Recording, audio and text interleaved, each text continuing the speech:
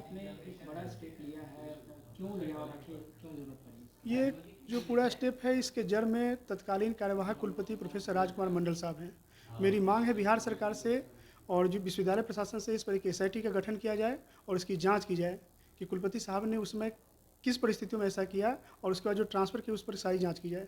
मैंने इसके लिए आरटीआई भी डाला था, लेकिन आरटीआई का कोई खास जवाब नहीं आया मुझे इस पर। प्रथम अपीलीय अधिकारी जो प्रो वीसी साहब हैं उनके पास भी मैं गया था, लेकिन वहाँ से भी सिर्फ मौखिक जवाब आया, विशेष कुछ में लिखित में नहीं दिया गया।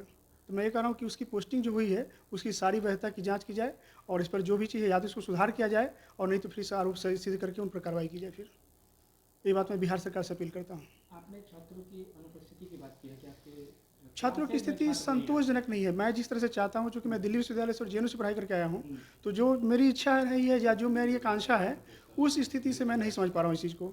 और मुझे लगता है कि मैं थोड़ी सी निराशा है मुझे यहाँ से, जो कि यहाँ की जो अच्छे कॉलेज हैं जहाँ पर क्लासेज होती है, जैसे पीजी डिपार्टमेंट है या आरडीएस कॉलेज है या मीडियम कॉलेज है, वहाँ क्लासेज की स्थिति बहुत अच्छी है। वहाँ गेस्ट फैकल्टी की महीने में 80 क्लासें मिलती हैं उनकी।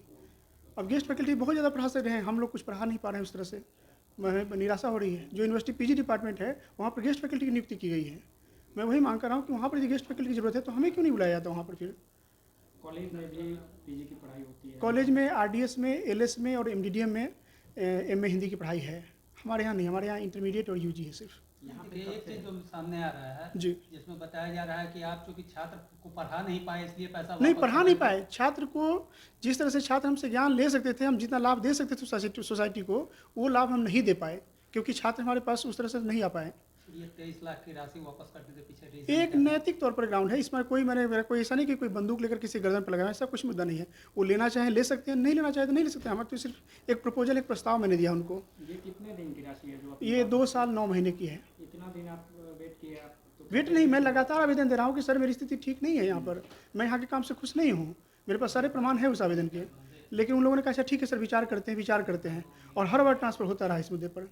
विश्वविद्यालय प्रशासन से आपने इस संबंध में बात किया? हाँ, विश्वविद्यालय प्रशासन से लगातार बात होती रही है। पहले जो कुलपति थे आर के मंडल साहब थे, उसके बाद फिर कुलपति कौन बने थे बीच में कुछ दिन के लिए, कोई दूसरे कुलपति थे, फिर बाद में हनुमान प्रसाद साहब आए। तो सर कुलपति सबसे तो ज़्यादा मुलाकात नहीं हुई, 2 बार राजकुमार मंडल सर से बात हुई और उसके बाद लगातार रजिस्ट्रार सर से बात होती रही मेरी। इन्होंने कहा कि आपका ट्रांसफ़र कमेटी की जब भी बैठेगी सबसे पहला फाइल आपका है, आपके फाइल पर किया जाएगा।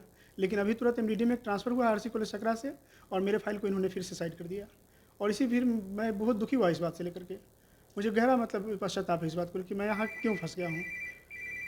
नॉट सेल में क्वेश्चन है कि जी। पैसा वापसी दबाव बनाने के लिए या छात्रों को आप नहीं पढ़ा पाए इसके लिए? नहीं, पैसा वापसी सिर्फ नैतिक तौर पर है, न दबाव बनाने के लिए, न छात्रों को क्लास, ये मुद्दा नहीं है उस मुद्दे पर। ये सिर्फ मैं अपना तो कह चूँकि यूनिवर्सिटी प्रशासन ने जो है पैसा दिया या बिहार सरकार ने जो पैसा दिया ट्रेजरी के माध्यम से, वो पैसा मुझे लगता है कि ये ठीक नहीं है। जिसको कहते हैं ना कि एक तरह से हराम का पैसा, ये हराम का पैसा इसकी स्थिति है।